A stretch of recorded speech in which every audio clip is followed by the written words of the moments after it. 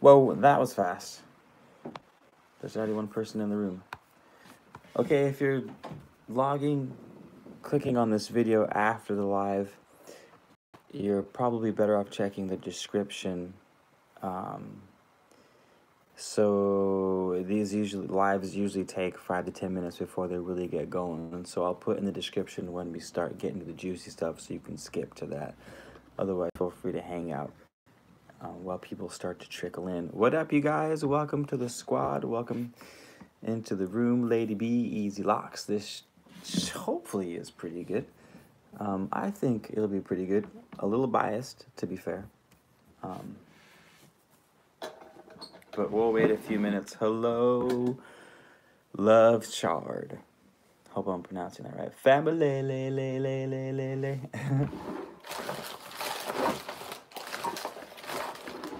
I might have to leave you guys. Feeling down, glad to see you. You can wait 10 minutes, or you can catch the live. I can't seem to find my matches. I might have to leave you guys for a second.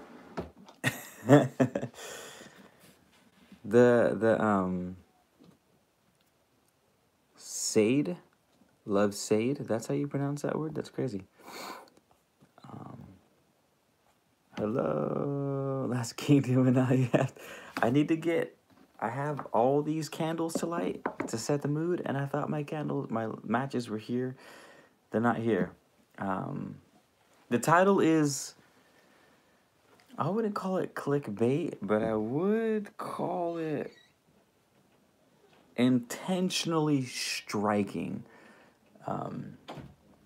I'll give you the thesis of this video before we get into it. By the way, this is meant to be an open-ended question type of video, where I talk about the entirety of the Hermetic philosophy as necessary to the direction of the conversation, which you'll see leads to how pointless the law of attraction is. And my thesis of that is that the law of attraction is like a leaf of the tree of knowledge of everything. So you have this entire tree from roots to trunk to branches to leaves to fruit to seed and all over again, right? And law of attraction is like a leaf on that tree. Maybe it's like a branch of the tree, but it's certainly not the tree. So in the spiritual world, not so much anymore, but about, really when The Secret came out, there was this press for law of attraction, law of attraction, law of attraction. Like attracts like, thoughts create your reality, etc. Those things are all true, but it's not useful to just say you think about something and it attracts to you. It's one, not useful, and two, it's not practical. You can't use that information. Like you can't apply that information. You can't apply it consistently, and when things don't go your way, the law of attraction doesn't say, well, here's why you're not attracting. When you're not manifesting because you're having all the thoughts, well, why is it not working, right? There's a bigger picture to creating your reality, to kind of manipulating the framework of existence to do and be what you want is so much bigger than just law of attraction. Which is why I say to hermetics who study the mechanics of the universe from start to finish, not just the leaf, but study the whole tree, look at the law of attraction and say, it's fucking clickbait. Or it's by saying useless, that was clickbait, because it is useful to know about the law of attraction, but it's useless if that's the only thing you're going to focus on and the only thing you're going to keep regurgitating.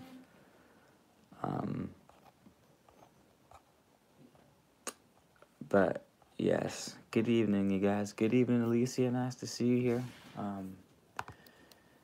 I totally forgot something.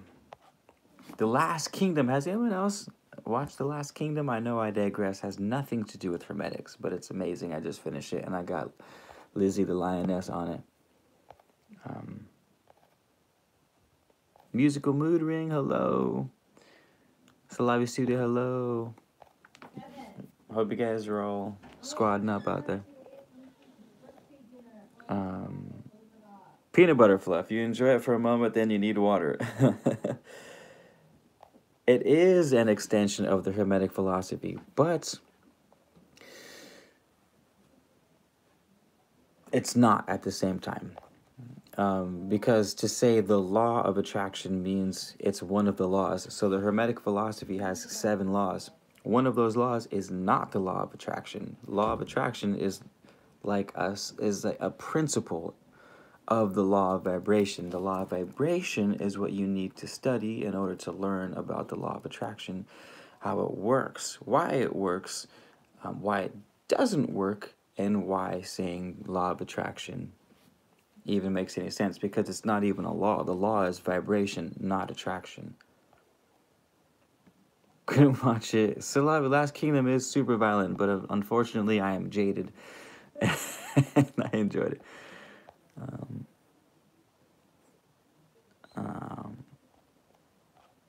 Popeye's biscuit. Okay. But what are some movies with hermetic themes? Jesus Christ. Jake the Snake. Every good movie has hermetic themes in it.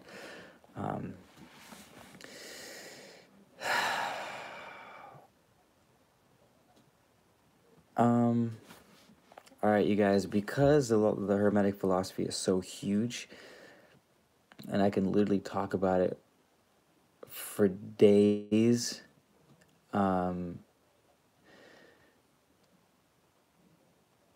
For example, where we at? Who asked about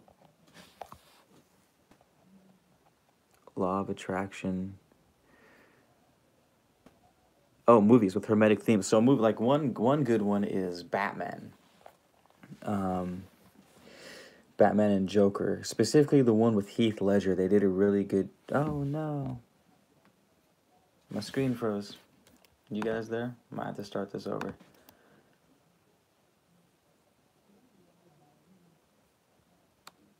All right, you guys, my screen has frozen, so I'm not sure if you're here or not. I can't see my screen moving. Bummer. All right, you guys, my screen has frozen, so I'm not sure. You can hear, but you cannot see. I just pulled up my YouTube video. My face back live. We're back.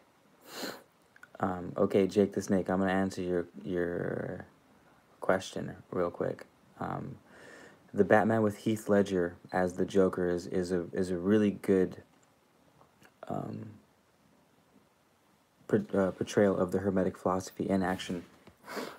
Batman and Joker are 2 opposing sides of the same coin. That's the law of polarity. The law of polarity says anything that exists must exist with an opposite, meaning darkness, you must have light. Happiness, you must have sadness. Courage, you must have fear, etc. Love, you must have hate. Batman, Joker shows the fears of Batman. It's almost chaos. So Batman represents order, structure, justice.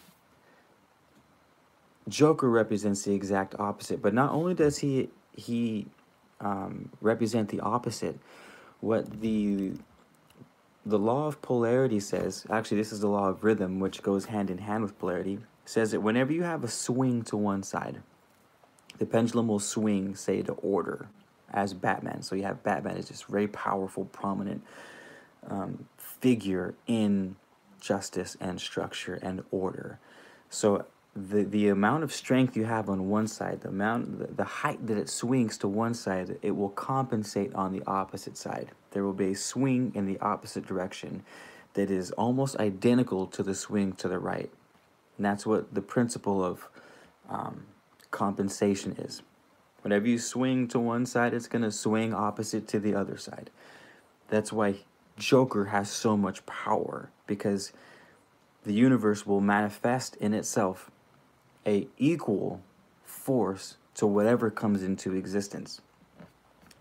The brighter the light, the darker the shadow. The the more in love with someone you are, the harder your heart is broken if and when it doesn't work out in the long run. There's a compensation to life. And we see that again in the movie Batman with the magnitude of Batman and the magnitude of Joker. No matter what degree of evil manifests in the world, good will rise it. Star Wars does this all the time. I get my Star Wars is mixed up. But a new Sith Lord is rising to power. A Sith student was rising to power. And the Sith Lord saw the Jedi rising to power. And he sees her and he sees how powerful she is. And he says, I should have known that you would be this powerful. Your equal from the light side has matched you.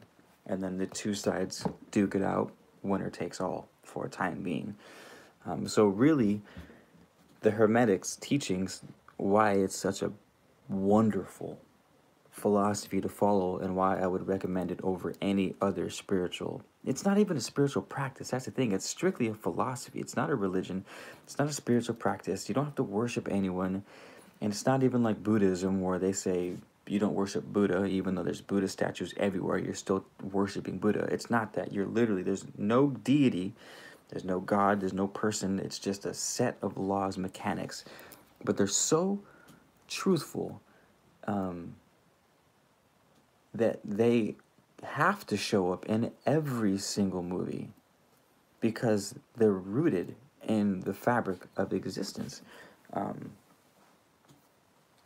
And when they're patterns, and when we see those patterns, we learn how to guide the patterns. Like for example, when I talked about the swing of the pendulum, now that we know that rhythm compensates, that when you have a swing to the right, it matches the swing to the left. Now that we know that, we can manipulate the swing. Like if you're literally on a swing, right? If you push someone harder on the way down, they're going to go further on the other side when they go up, right? It's the same thing. This is how momentum comes into play. This is how movement comes into play. It's very hard to get going, but once you get going, it's very easy to maintain that speed. And so we can manipulate rhythm with, for example, practically speaking, again, I'm applying this to practical life, how you manifest and how you get shit done in your everyday world. You set up a plan. This is how we can utilize the law of rhythm and compensation and momentum by setting up a plan. Give yourself a to-do list, very simple. In the morning, I want to accomplish this. The afternoon, I want to accomplish this. And at nighttime, I want to accomplish this. If you accomplish all three things for 21 days in a row, you've built a habit. And we know that it takes 21 days to build a habit, which means you start acting subconsciously and doing things, tasks that make you a better person, a more productive person, a more efficient person. And we've now utilized the Hermetic philosophy to make ourselves a better person, not by woo-woo tactics and law of attraction, again, no, but by understanding the patterns of reality and how can we use those patterns so that we are players of the chess game instead of the pieces being moved about by life, circumstances, your boss, or your past, or your future, or your anxiety, whatever it may be. So that's to answer your question on the Hermetic philosophy showing up in movies. Every movie worth its weight in salt should be laced with Hermetic principles. Not because those movies study Hermetic philosophies, but if you want to make a good movie, you have to show how the world really is. And you have to connect with reality. Even the most fantastic fantasy novels connect on some degree with the real, with the real world. Lord of the Rings, for example, when Gandalf dies as Gandalf the Grey and comes back as Gandalf the White, he had to, right, gray, white, darkness, lightness, and when he comes back, he dies and he's reborn, and he has a white robe, and the light is shining behind him.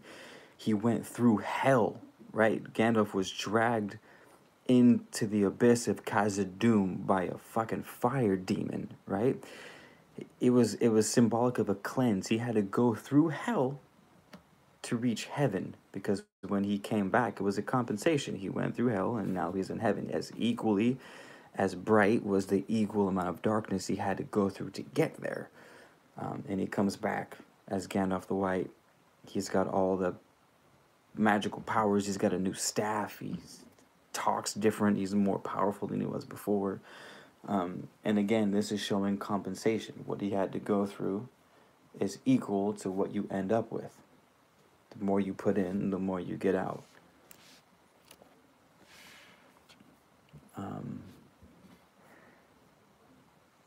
Uhtred, I am Uhtred, son of Uhtred.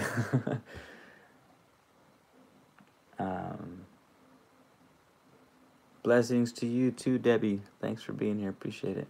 Candy Mikowski. Probably one of my favorite YouTube names that shows up in our groups is Candy Mikowski. By the way, you guys, we have 37 people in the group. I think this is more than we've ever had by at least 4 or 5. 38! What a doo-doo!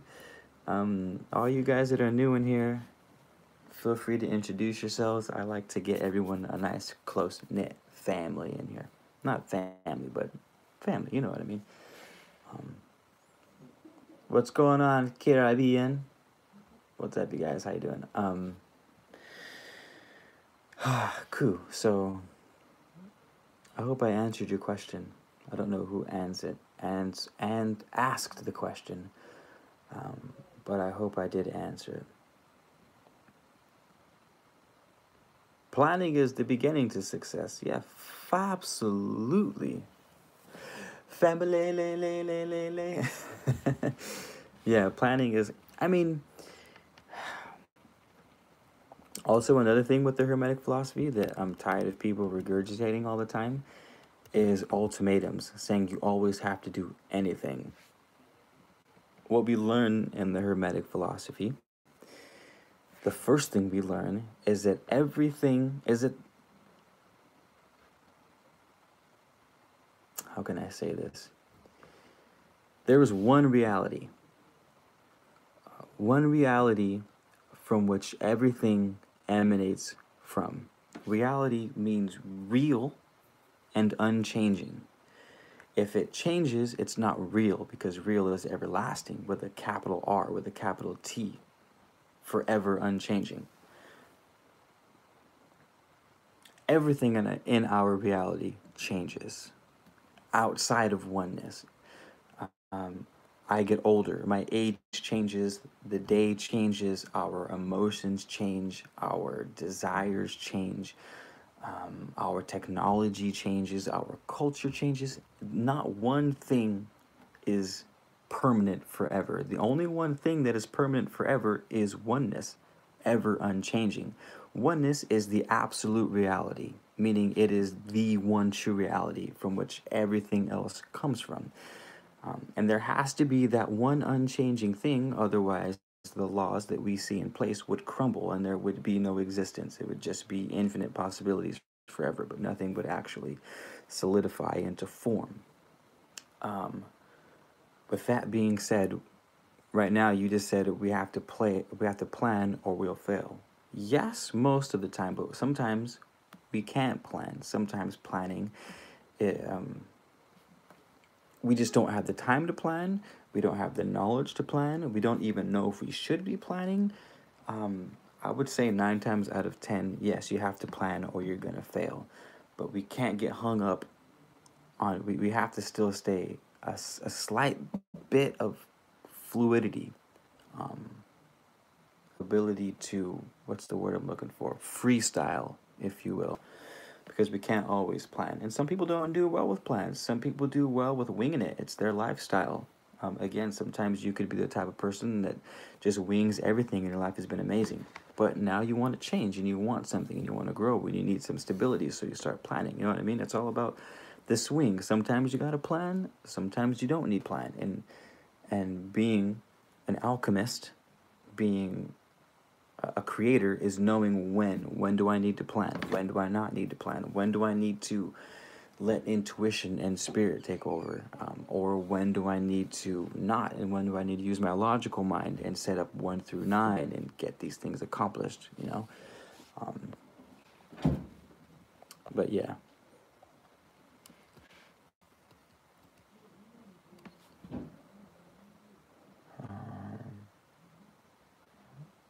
Danielle, I'm Dad, you've been listening to the readings. I'm not sure which readings you're talking about, but you should be listening to them all, because all the audiobooks I've done are pretty phenomenal audiobooks and really, really helpful, you guys. I cannot stress how helpful the audiobooks I've made are to this journey that you guys are on.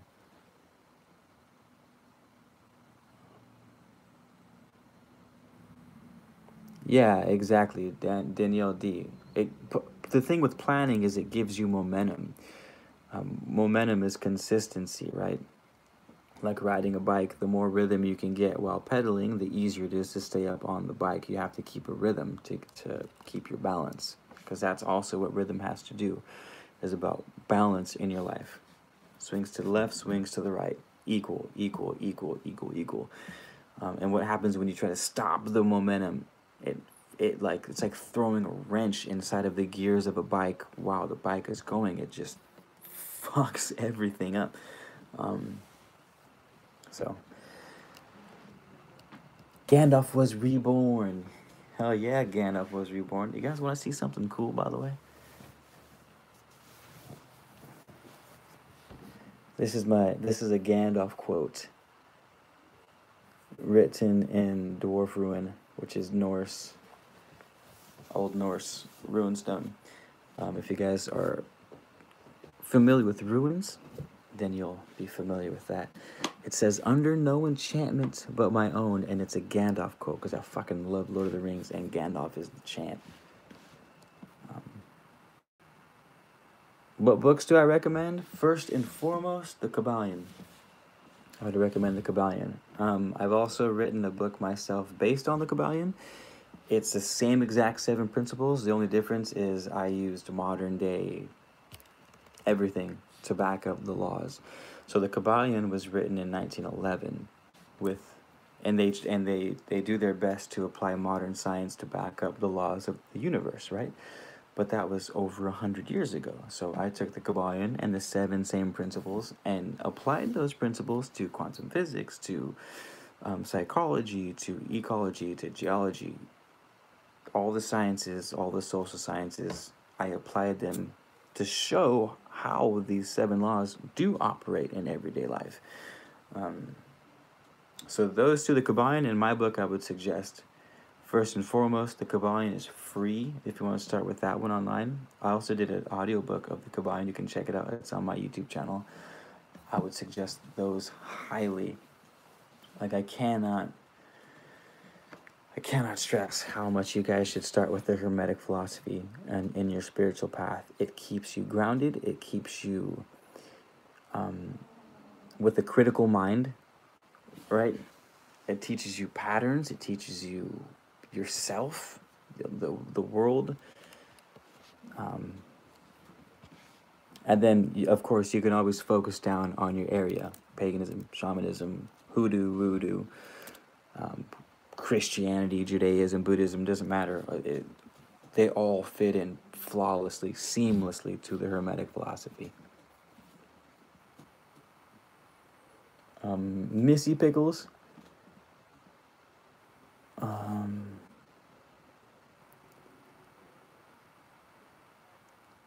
Missy Pickles is asking any thoughts on how to extinguish the candle. Yeah, you're supposed to snuff the candle out. You're not supposed to blow it. It's supposed to be an insult to the fire spirits to blow your candles out. I don't know if I believe that. I mean, the priests used to snuff the candles out because when you blow them out, it sprays the wax everywhere. And so, like, obviously you don't want to spray the wax everywhere. And because candles were really fucking high in the air, so they had to use big old sticks to snuff them out, which is why they used the snuffers. But that's up to you. If you want to play it safe, don't blow out your candles, though. Definitely just snuff them. You can give them one of those. Yeah, Lizzie. Fuck no. That's why I got that tattoo. It says under no enchantment but my own. So the tattoo, it's not, it's a Gandalf quote, but it's not talking about Gandalf. There's a character named Beor in The Hobbit. And he's a man that turns into a bear and just fucks shit up. And the dwarves see this man bear and they say, Gandalf, yo, who's this guy? He's a beast of a creature. Let's get him on our side. Because he turns into a massive bear, like 3 times the size of a regular bear. He's just a magical ass creature. And Gandalf looks at the dwarves when they ask him, can Beor join us? And Gandalf says, Beor is under no enchantment but his own. Right? Meaning, he fights for no one because he fights kind of like Treebeard. He fights for balance, for nature. Whoever, and because men were killing nature, the orcs were, everyone was killing nature. So this guy said, fuck that. He's for balance, under no enchantment but his own, and I like that. And literally the next day I went and got a tattoo of it on my arm, written in dwarf rune. But yeah.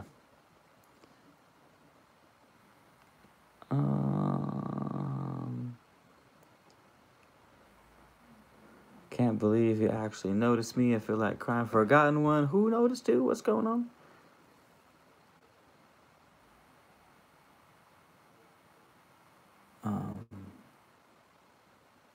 If you're his master. Lizzie, always with knowledge. Okay, you guys, all this candle talk got me going. I know that you shouldn't do this, that this is bad live stream form, but I need to get matches so I can light my candles because I can't have a live without my candles. It just doesn't feel right. I thought they were here, but they're not here. So give me 1 second. I'll be right back.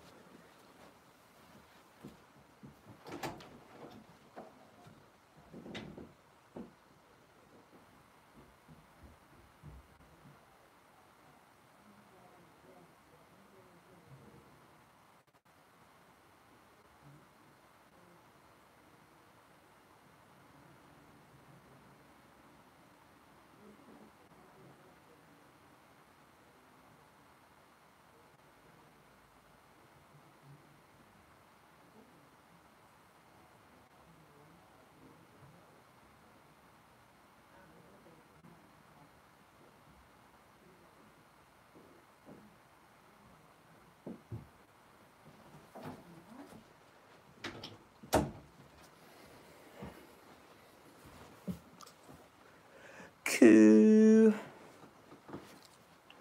What's up, you guys? All right, I got my lighter. If you guys, by the way, are into candles and ritual magic, I make my own beeswax candles with essential oils of cedar and lavender.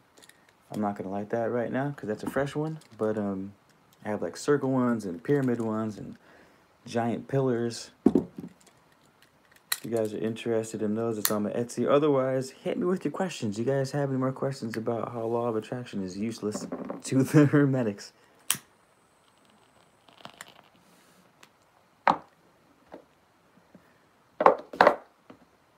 Cool.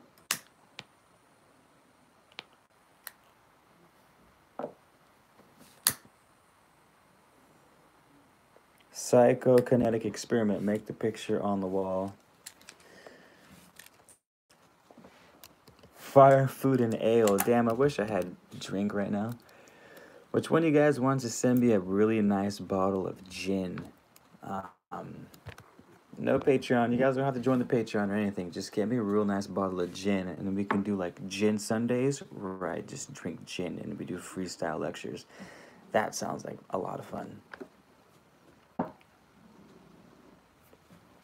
Okay, you guys. I forgot that creature is from the first of the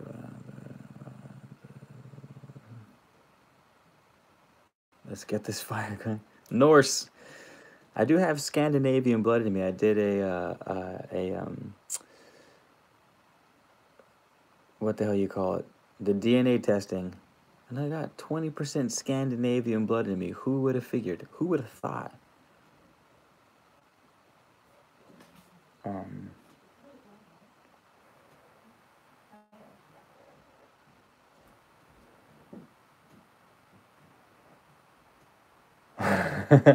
Thanks, Forgotten One. I appreciate it. I was mostly joking, though. You guys don't have to send me gin.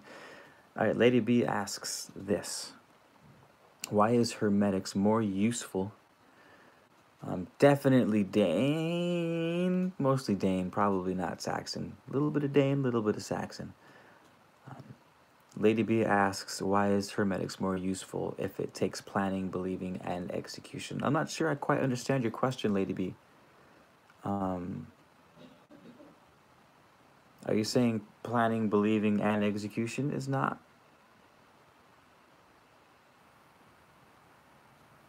Ancestry.com did my DNA test, y'all.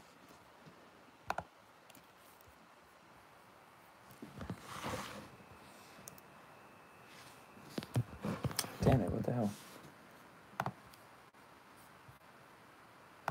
Tahuti.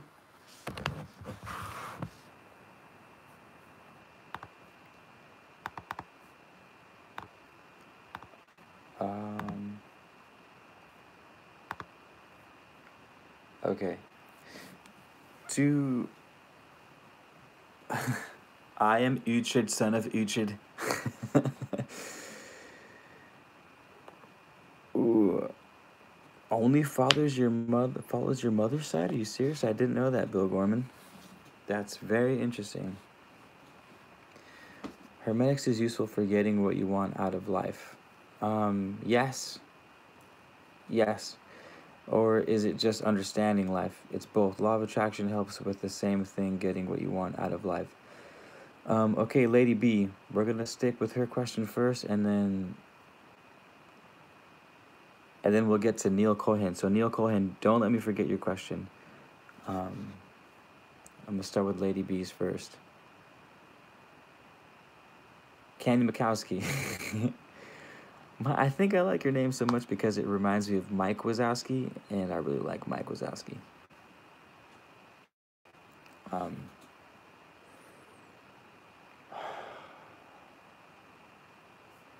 No, law of attraction is not the same thing as the Hermetic principle, as the Hermetic philosophy. I mean, law of attraction simply says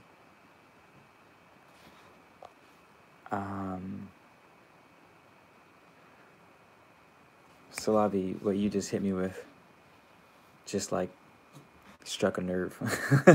I didn't see it in that light before, and I'm like, that's very interesting. Okay. I'm all sideways. Where were we? What was I saying?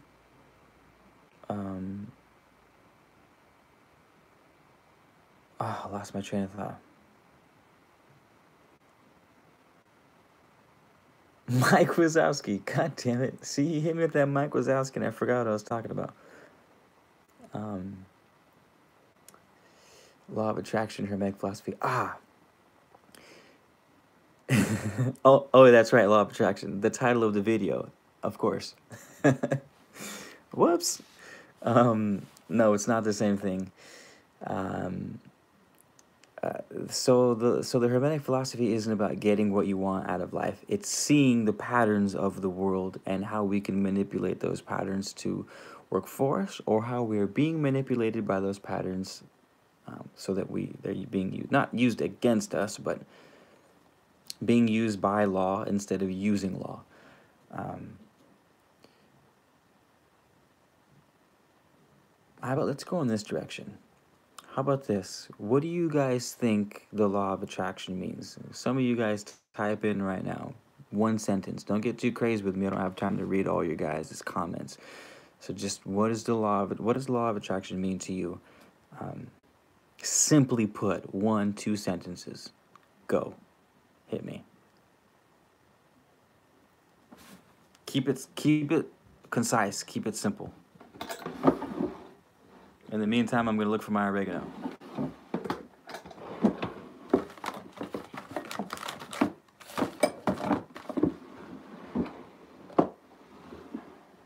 Of course, I lost that too.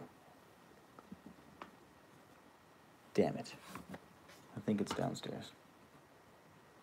Weak sauce.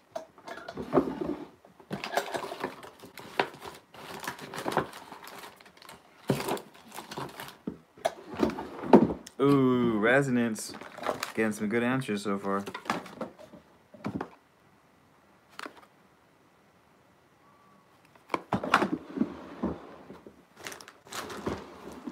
Believing the positivity brings results.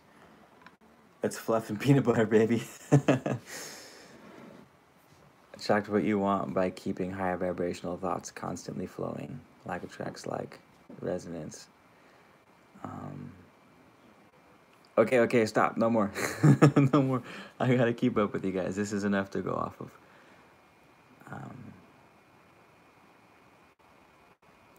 This is off topic, but do I also project? Easy locks. Come on. Keep that question. Keep that question later. Okay. I'm reading your guys' comments right now on what you think the law of attraction is.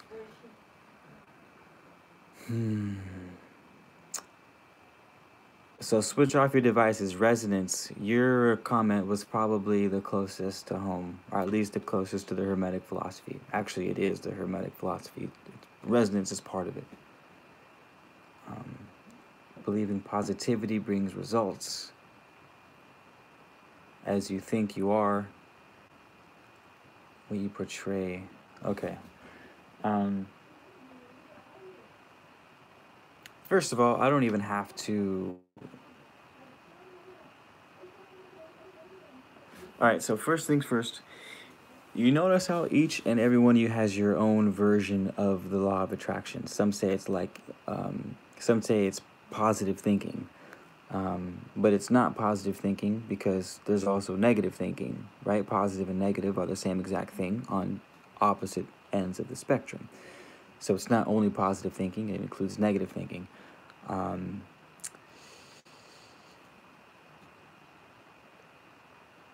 There's a lot there's a lot of subjectivity in the law of attraction. For one, people think it draws things into you, which is what it means by attracting, and that's not what happens.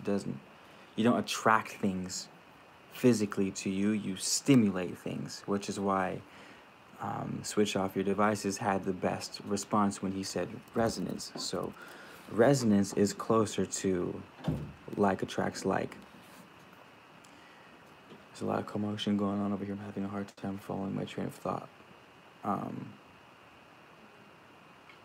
But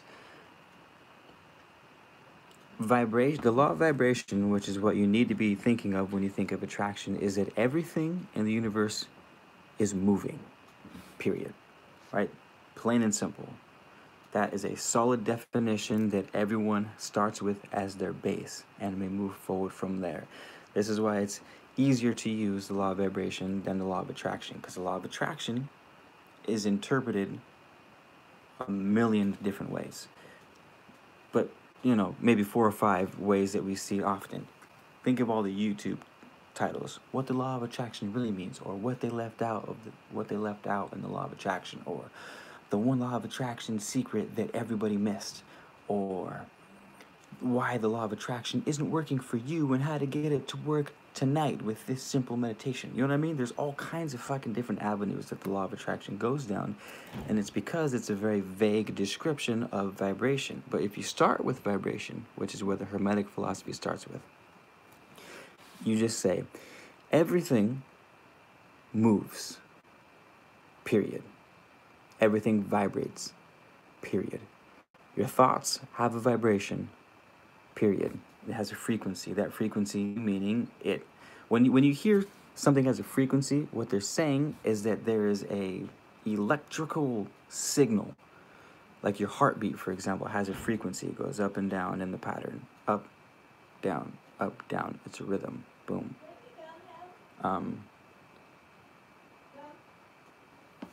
Damn it, I keep losing my train of thought.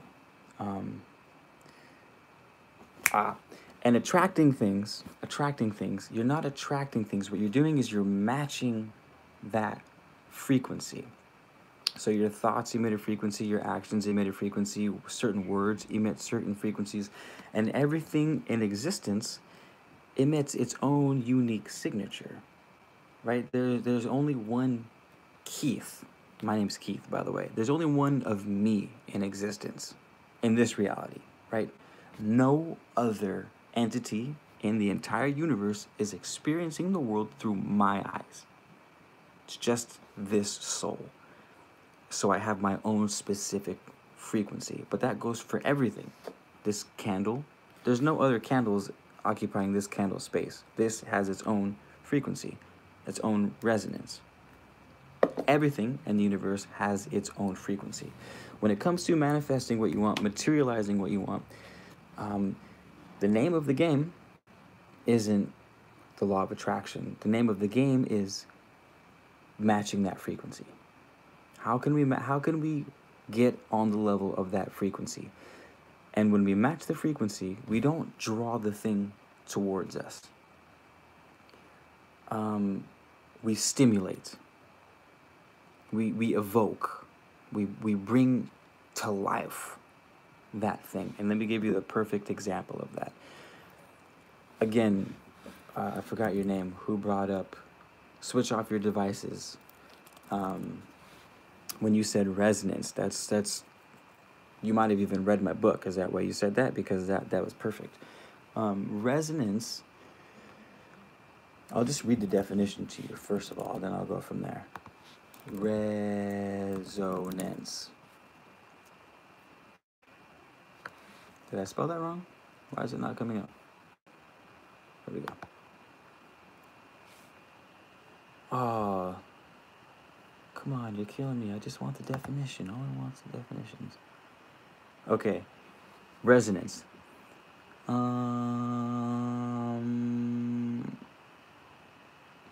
According to physics, resonance is the reinforcement or prolongation of sound by reflection from a surface or by the synchronous vibration of a neighboring object. I'm going to read it one more time because the definition is very dense, as it should be, but it's also very, very fucking useful, you guys. It's very useful. Resonance is the reinforcement or the prolongation of sound by reflection from a surface or by the synchronous vibration of a neighboring object. Lady B, you say, so you're not attracting things, you're just noticing things that were always there. Yes! That's exactly what's happening. A car isn't going to magically slide into your driveway by magnetic forces. That's not exactly how it works. Let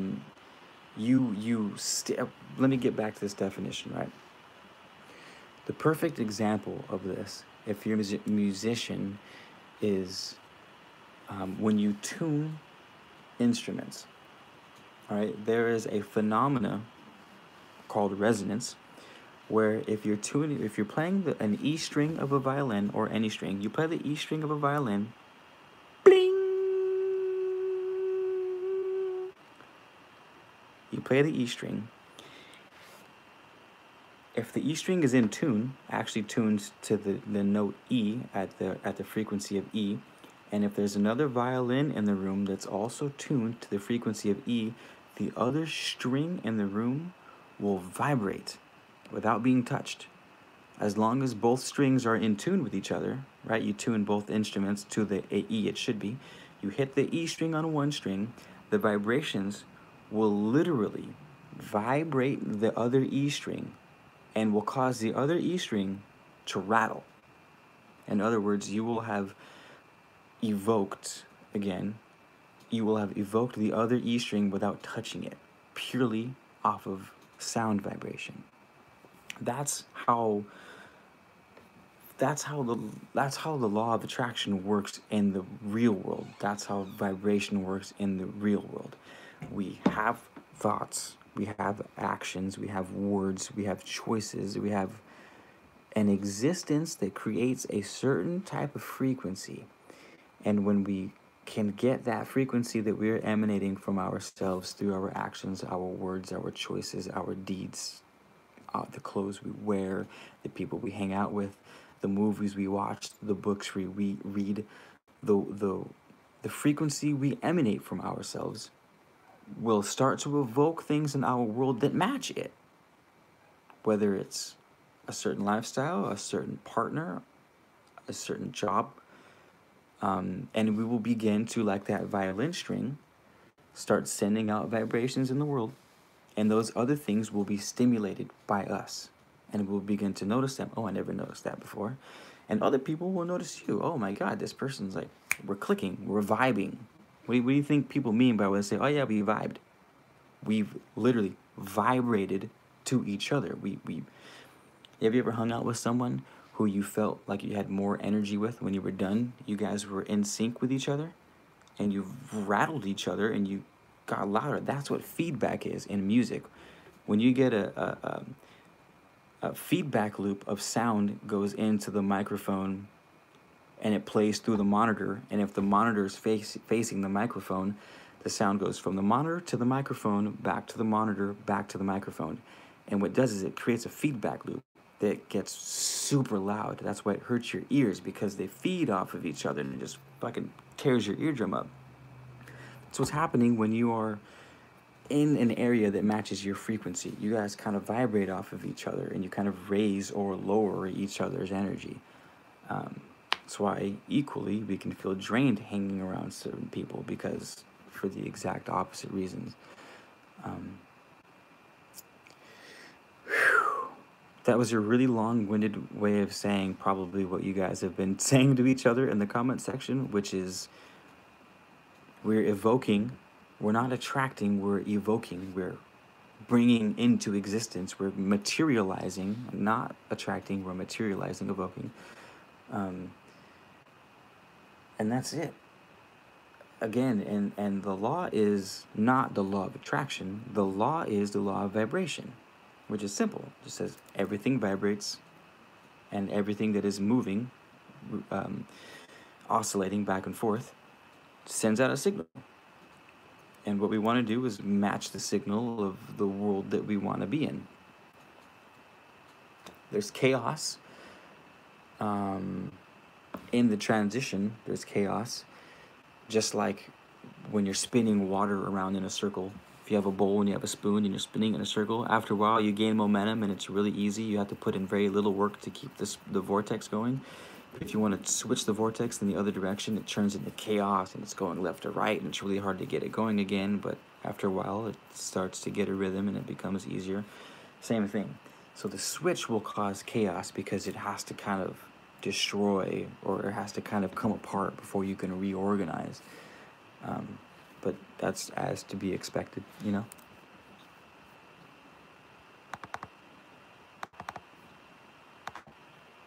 So that's that. That is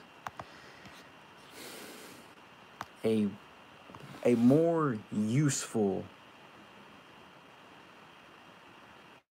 perspective of the law of attraction. And you will see when you watch something like The Secret, or read a book, The Secret, you'll see that they're saying the same things I am, but for whatever reason, the takeaway is like attracts like, and I just have to have happy thoughts and happy things will come my way. But that's not the biggest picture. You know, that's not stepping back far enough, because if you just think that happy thoughts is going to lead to happiness, what happens when you have bad thoughts? If you think you should be happy all the time and be positive all the time, and being positive is the way to spiritual enlightenment, and lo and behold, you have a week of straight negative thoughts, then what happens? You go into depression, and then you're depressed, and you think, oh my God, now I'm depressed. I'm definitely not living the spiritual life because I'm depressed. I'm not having happy thoughts. Is that useful? It's not useful at all. Having happy thoughts isn't the way to enlightenment, or being positive all the time isn't the way to enlightenment, because, again, according to the Hermetic philosophy, which is why this is more useful than the law of attraction, if you have happy thoughts, you're going to have bad thoughts. You cannot have one without its opposite. If you're going to live a positive lifestyle, you can't negate the existence of negativity. You can't blind yourself to half of existence, which is negativity. There's a balance between negative and positive. You can choose to live in the negative because it's more, or you can choose to be in the positive because it's more fitting to your lifestyle, and I would suggest doing that, but that's not it. It is not being positive all the time. It is not being happy all the time. It isn't being successful all the time. It is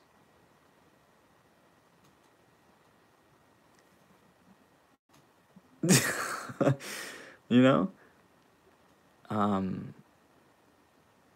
It is indescribable. If I'm not speaking in fucking riddles too much. It is indescribable. It is infinite. It is without definition. It is without constraints. It is without laws itself. It is everything.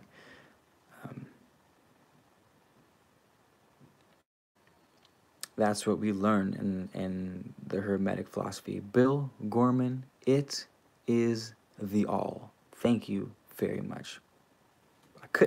See, it's like we planned it out. It's like, Bill, did we plan that? We didn't plan that out, but it's like we planned it out. Oh, absolutely, Lady B. We can try to define it, but but it's useless. It is not the Matrix, Lizzie. It is not the Matrix. It has no definition, you guys. You cannot define oneness or the all. You cannot define it. Stop trying to define the oneness. It's not the Matrix. It's not the Illuminati. It's not love. It's not peace. It's not positivity. It's without definition. Because when you say love, you imply hate.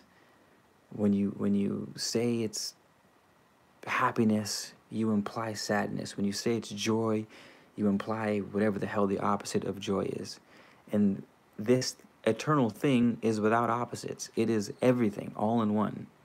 It is, you cannot, to define it would mean to put it in a box. Would mean to say, okay, it is this thing in here. So if it's this thing in here, what's it say about what's outside of this box out here? To say that it's in here is to say that there's something outside of it, and to say that there's something outside of the all would mean that the all is not the all. We are within the mind of the all. And again, the all isn't a god. It's not a man or a woman. It's not anything. It's everything. It's and yes, it exists. It must exist, right?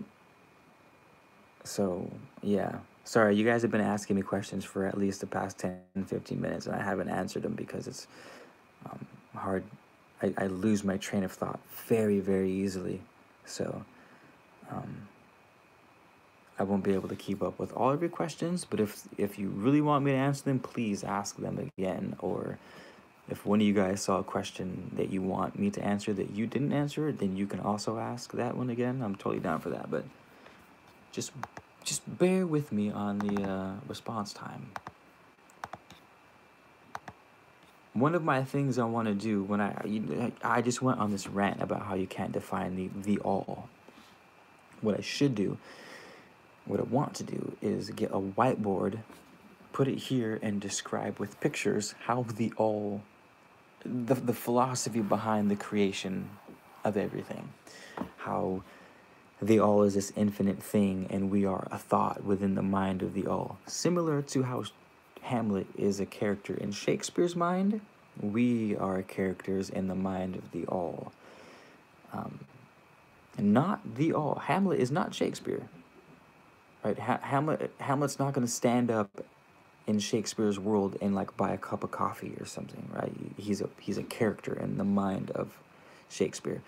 We are kind of the same thing. We are the same thing, but at a infinitely vaster scale than Shakespeare. So I'll do that. I just haven't. I had a whiteboard, but then I didn't have the markers. And then I found the markers and I couldn't find the whiteboard. I'm not sure. There's a fucking gnome running around my house and I can't seem to find anything. Um,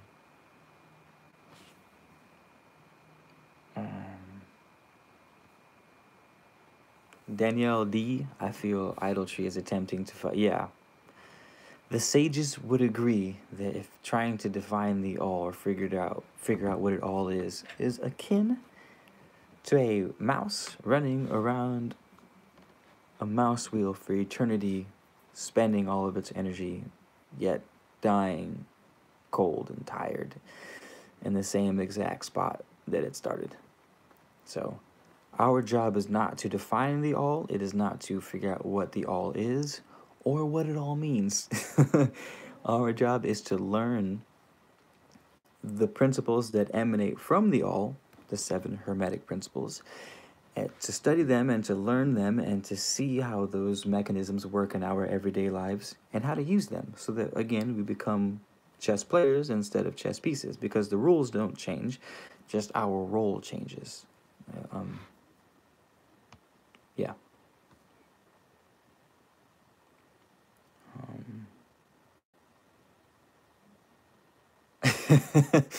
Bill says, most cannot explain themselves, want to know the all. I'm about to put that on one of my Man of Letters t-shirts that I print. It's gonna say, Bill, keep that in mind. I'm gonna do t-shirts pretty soon. I don't know if it's the next couple weeks or the next couple years, but one of the first t-shirts is gonna have the quote from Bill Gorman saying, most cannot explain themselves, want to know the all. And it's gonna say Bill underneath it so that you know where it came from. Seriously though, I'm not joking about that. That's dead fucking serious.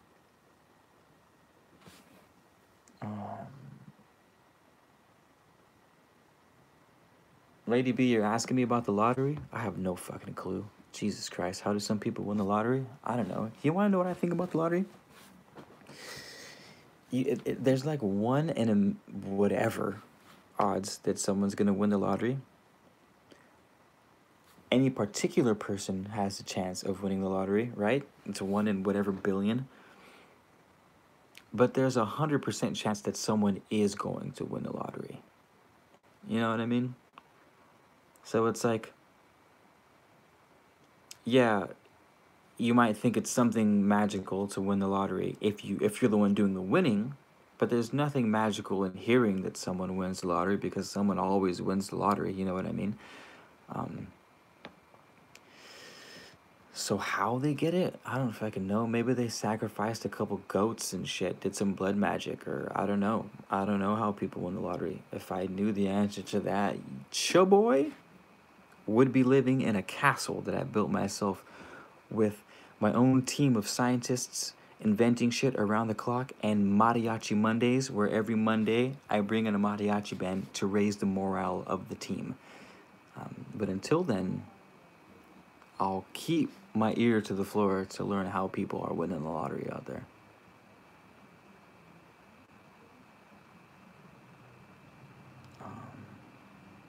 Yeah, Danielle D, best to tap into the power of the all and let it flow through the self. Absolutely. That's well said. That's well said. Ishtar.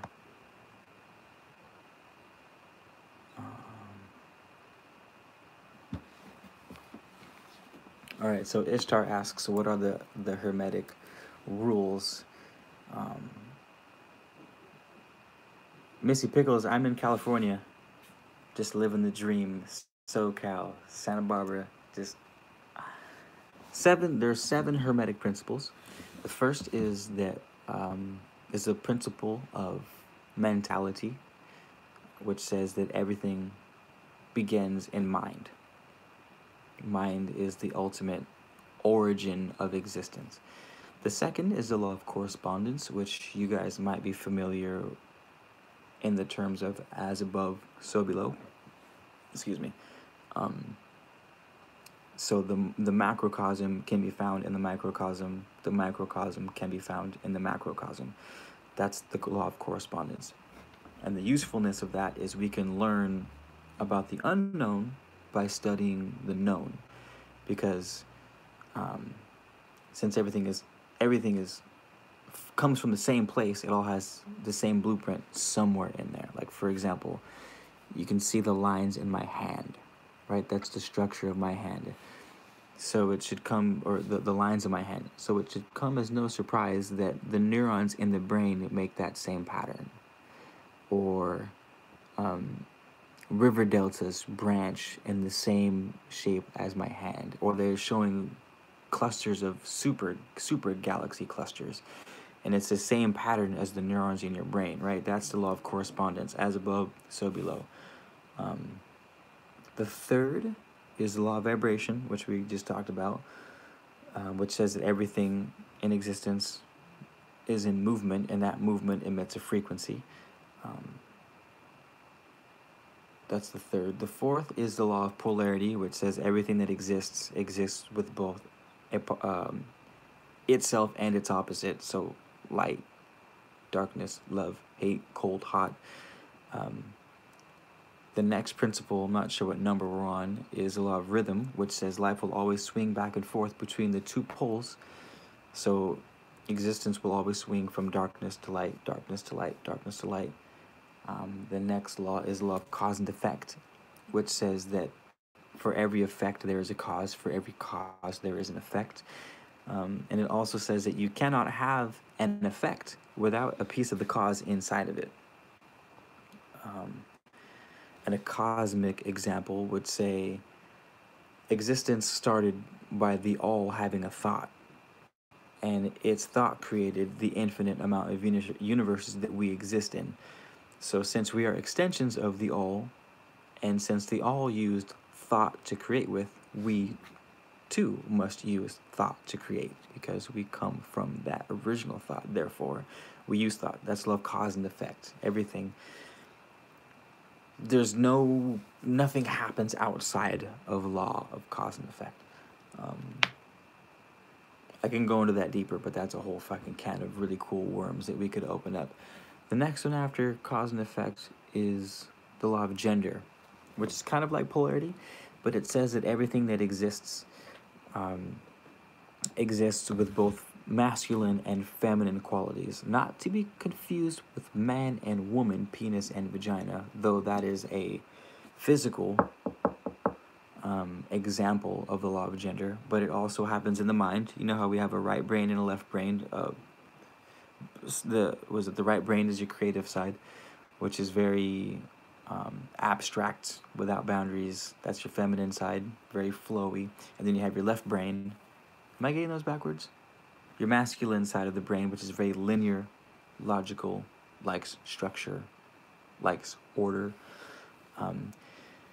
So the law of gender says everything that exists has both feminine and masculine qualities, and what's important about that is that a proper blend of those two things, bringing your masculine and your feminine together, is what will birth a successful thing. Like if you want to start a job, for example, you have to be very masculine and you have to be very linear, set up your plan, set up your steps 1 through 9 that you need to be successful, get your order and structure in place. But you also must utilize your feminine aspects so that you can be very creative in your endeavors, so that if shit hits the fan, you're not tied down to your structure and you can be malleable enough to overcome obstacles using your creativity. Bruce Lee uses a very good example of this. He says, you must be like water, my friend. Water can flow or it can crash. You put water into cup and it becomes a cup. You put water into teapot and it becomes teapot. You must be like water, my friend. Which is a perfect example. Water can crash or it can flow. It can soothe you, or you can use it for Chinese waterboarding and they can drill a hole in your head with a laser jet of water. You know what I mean? And that's the law of gender. That's about acknowledging that there's two qualities, when to use them, how to use them, how to know if you're too feminine, if you're too masculine, um, and how to go forward with that knowledge and creating and manifesting what you want. So here's the thing, every one of those laws, 1 through 7, from the law of mentalism to the law of gender, is used in materializing and manifesting what you want in your life. Whether it's enlightenment or becoming a successful entrepreneur. Nothing escapes the law, right? So it doesn't matter what you want to do, what area of life you're in, with your kids, with your parents, with your friends, with your job, sports, they all can be used. So when I see things like law of attraction, I'm thinking, okay, you can't just use the law of attraction to materialize what you want in this life, because when you see the big picture, all 7 laws, and you see that the law of attraction is a subset of one of the 7 of the laws, is like, it helps, right? Because in a sense, you do attract things into your life, but it's, again, you're looking at the leaf instead of the tree. And while you can learn a lot by the leaf, or you can learn a lot by the tree by studying the leaf, right? The law, by using the law of correspondence, you could look at the leaf and say, okay, I know the mineral content of this leaf, so I know the overall health of the tree, right? But that's a lot of fucking work. Why would you want to put in that much time and try to plug in the pieces and try to figure out where you went wrong when you could look at the whole tree itself and say, okay, cool, here's the fucking tree. Law of attraction is useful in this scenario, but there's a whole bunch of other stuff going on that I'm trying to figure out that it doesn't touch on at all, which could really step up my materializing game, really step up my manifesting, my evoking game, which is why I hate constantly on the law of attraction. I see all these dudes posting all these fucking law of attraction videos, and I can't stand it. Because it is clickbait most of the time. It's either clickbait or it's just parroted, regurgitated, taken in and relabeled information, which is fine. Like, it's a great entry point into this world. The secret was how I got into this world with as much momentum as I did, so I can't hate on it too much, but I can hate on it a little bit.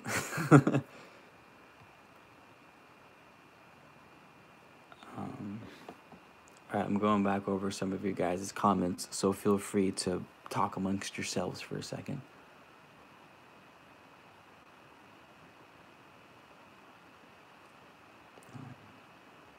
Keith, Missy Pickles, you can call me Keith. My cousin calls me Keith.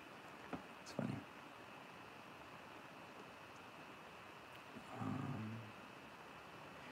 Nikki, that's a good point to talk about. I've talked about the ego before. Let's disconnect from the ego. The thing is you can't really disconnect from the ego unless... So Nikki says, this is worth bringing up. Nikki Delancre, I don't know how to pronounce that, says, to connect to the all, one must disconnect from ego. Yes, but you can't. As long as you're having an experience, as you're operating from the ego. Let go my ego. The thing is, you're I don't know if I want to go down that rabbit hole, because that's like a solid 5-10 minute lecture on the ego to go into that, and I'm not sure if I have it in me right now.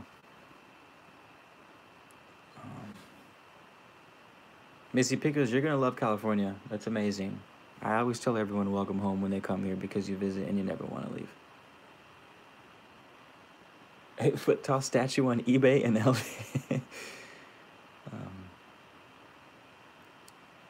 Thoth, pesky elementals. That ain't cool, but I'm gonna look it up. I want to see. Fantasizing.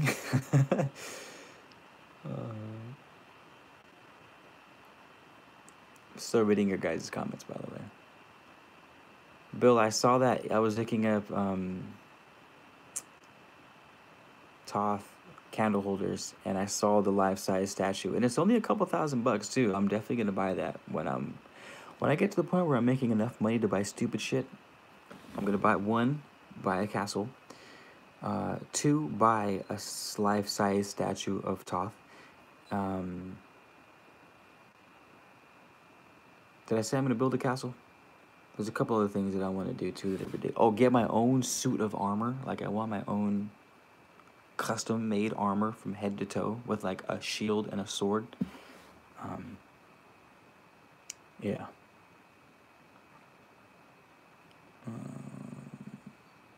Okay, feminine right brain, masculine left. Thanks for that.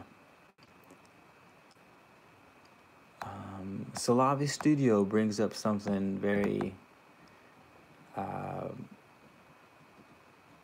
noteworthy. She says, random thought, law of attraction. You may not always attract things that you want in your life.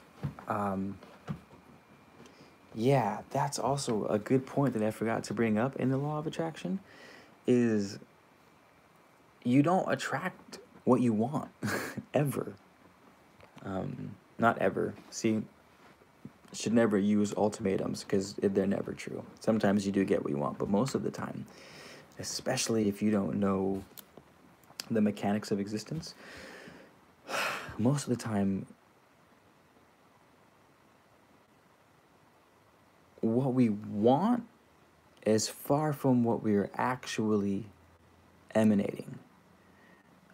Because if you remember a second ago, maybe half an hour ago, when I was talking about vibration and frequencies, law of attraction, which is really the law of vibration, says that everything emits a frequency, and that frequency stimulates our surrounding area, and evokes certain things in it. That's how we begin to notice things. We begin to have certain conversations and meet with certain people because we're emanating a certain frequency that people resonate with. Well, just because we want something doesn't mean we're emanating the frequency for that thing.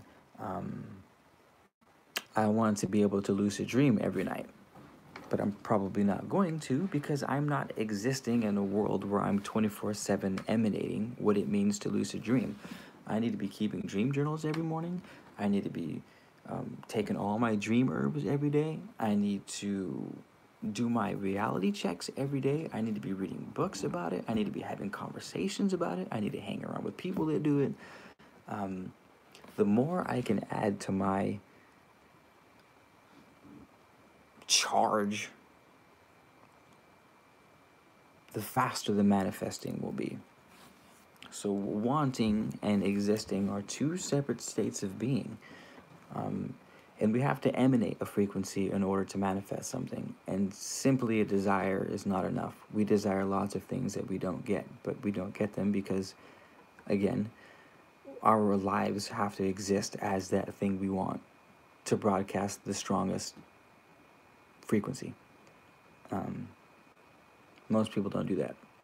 Most people want something and leave it at that, especially if they follow the law of attraction. They think, oh, just because I think certain thoughts, I'm going to get what I want. And that couldn't be further from the truth, because your conscious mind that's doing the thinking only thinks about the same thing fucking 3-4 seconds at a time, right?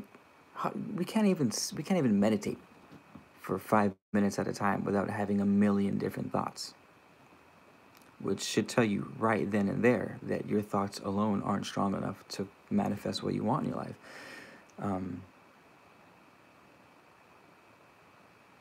Damn, this is good. This is actually really good.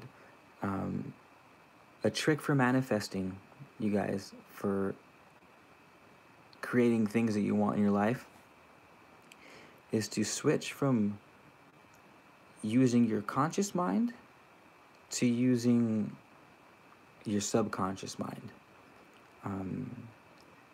Your subconscious mind broadcasts or operates 24/7.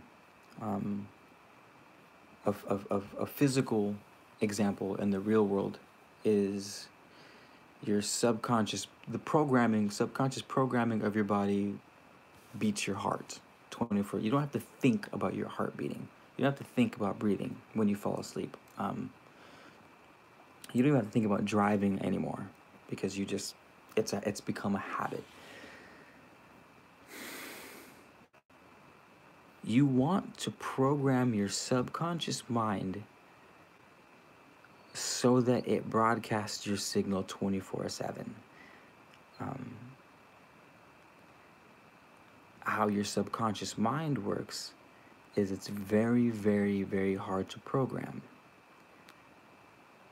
But again, because there's balance, right? There's a compensation, a swing. There's always a balance in life. Because it's so hard to program your subconscious mind, it's very hard to deprogram your subconscious mind, which could be good and it could be bad.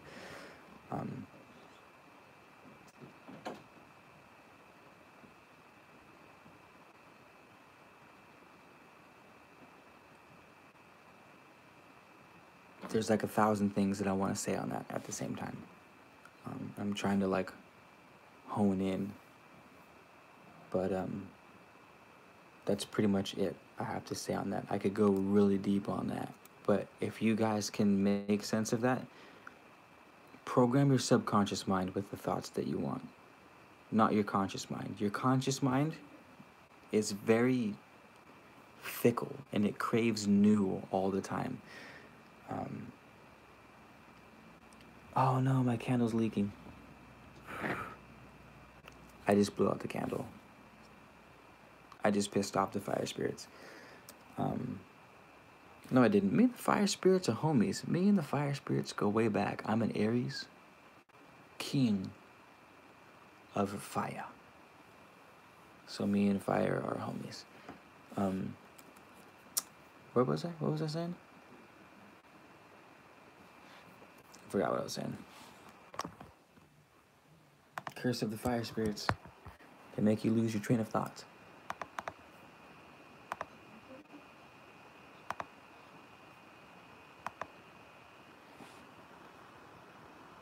Hello, Gaia. Nice to see you.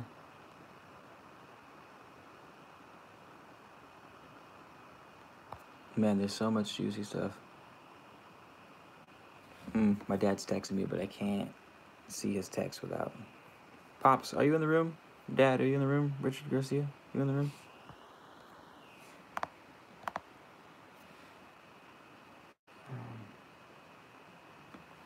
Okay, so that's that. I'm going to leave that at that.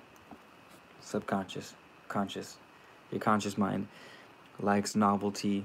You got to do what you can to program your subconscious mind. And it's going to take a lot. It's going to take a whole hell of a lot to program your subconscious mind, but it can be done. So, have fun. Read all the books, go to all the seminars, listen to all the audiobooks, have the conversations, write the thoughts. Feel free to talk amongst yourselves again. I'm going to catch up on your guys' comments and see if there's anything super cool in there. Found a rabbit in the rabbit hole. Down the hole we go, Alice. Yeah, the statue's $1,000 for the Thoth statue. And you say you didn't know how Thoth or Thoth was pronounced? I still don't. I say both Thoth and Thoth. Depends on how I'm feeling. I don't know how the hell that shit says. Lizzie wants to talk Mandela effect, but the Mandela effect kind of freaks me out sometimes.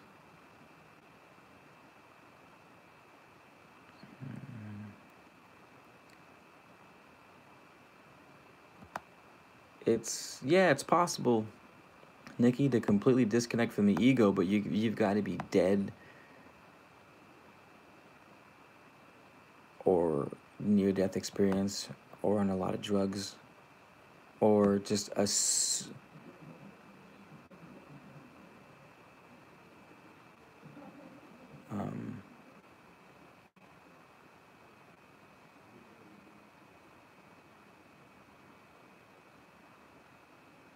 one second.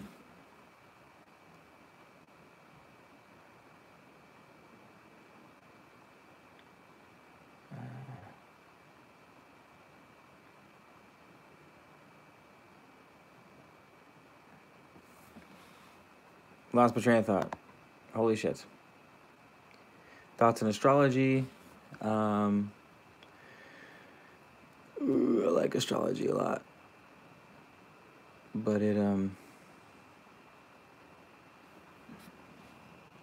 sorry, I'm getting text on my phone and it's totally messing up the vibe right now.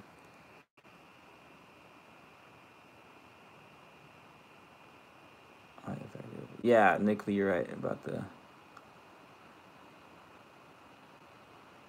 Huh. Ooh.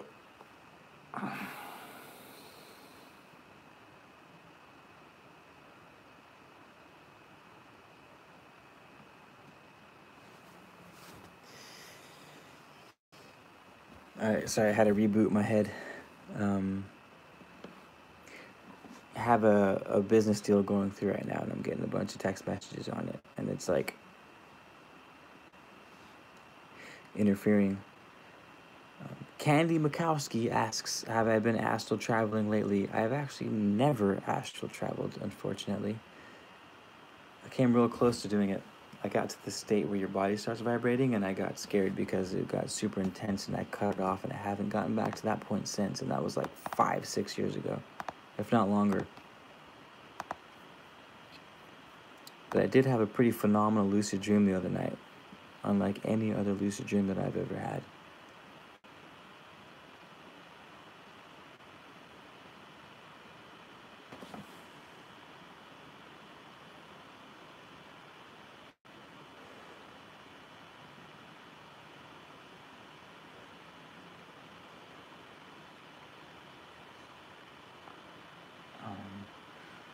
Slavi Studio says to disconnect from the ego, you may lose your identity.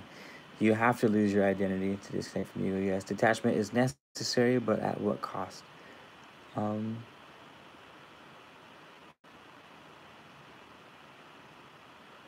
Yeah, the ego is only your guys' lens. Whenever you hear someone talk about the ego, it's a lens.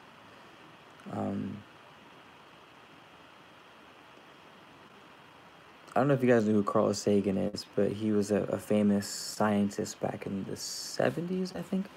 And one of his famous lines is, we are the cosmos looking back at itself. Or we are a way for the cosmos to see itself. And that was very accurate. We are oneness experiencing itself. The thing is, in order to have an experience as Keith, or as you guys, an experience as Candy Mikowski, you have to have an ego. You have to have an illusion, a very strong illusion of separation. Otherwise, the infinite amount of experiences that are happening simultaneously wouldn't be able to happen. So the ego is essential, and it's just a lens. The problem is we begin to attach to the ego, and we think that the ego is us, and we feel very cut off, and the world gets a little dark, and we feel very isolated, and depression kicks in. But to experience oneness, again, yeah, you simply have to remove the ego by whatever means necessary, and it's, as you guys know, a very extreme circumstance usually requires the removal of the ego, like death, or a near-death experience, or childbirth, or lots of drugs, or meditating on a mountain for fucking 30 years.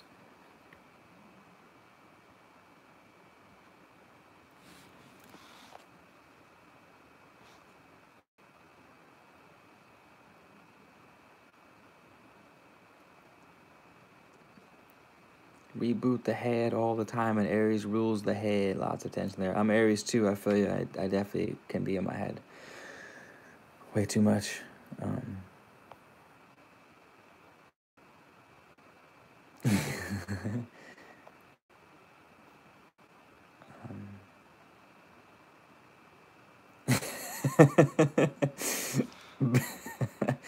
That was a good joke, Candy Mikowski. I love how we have a bunch of jokesters in here. I left my wallet in El Segundo. Cool, you guys. Well, dang, where all the Aries at? Where are the Aries in the house? Shout out to all the Aries. There's 42 people in the room, so there's got to be at least 12, 24, 30. There's got to be at least 3 to 4 Aries in this room.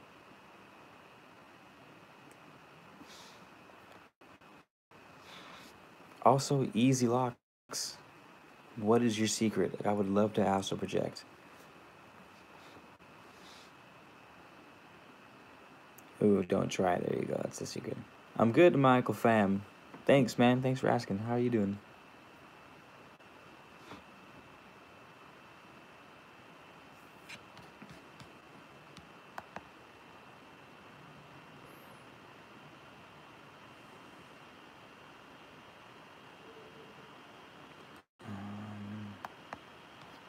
Cool.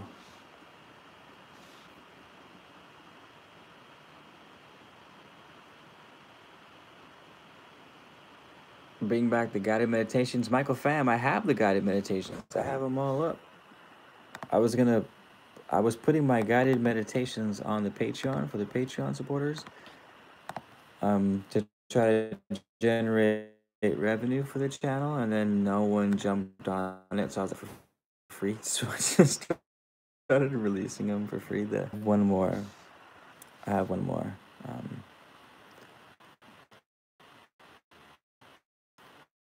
That I'm gonna.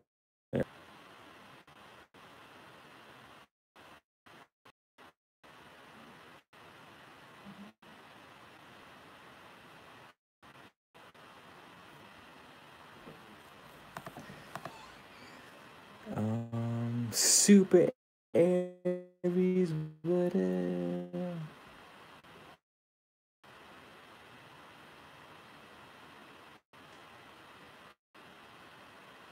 Oh, Michael, I'm glad I can help you. Cool, I think I'm gonna be dipping out, y'all. It's almost 10 o'clock here, so it's probably like one of you. I'm gonna clear in Hawaii.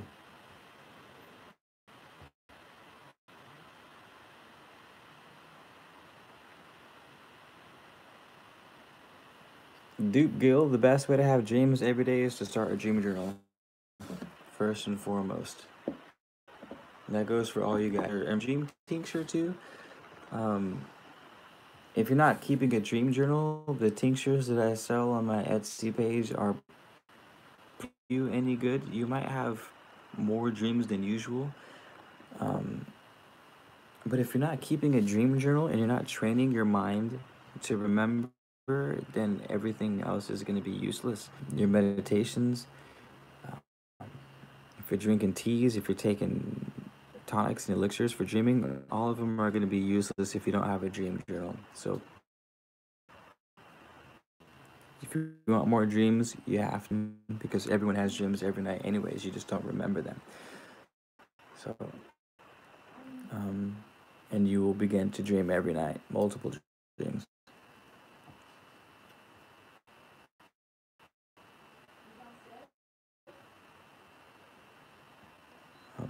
No, Duke Gill definitely has not remember. Damn, that's a crazy ass dream. Write that. Definitely write it down.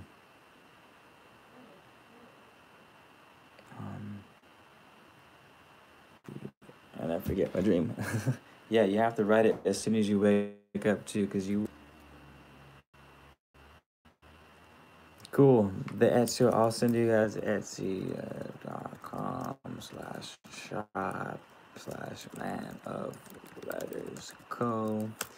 If you guys want to support my channel, you can do so by getting cool ritual candles and dream spagyrics. It's like a dream tonic, a sort of supercharged dream tonic from my Etsy channel, Etsy page. That's one way to support. If not, just being here was good enough. Thanks, you guys. Really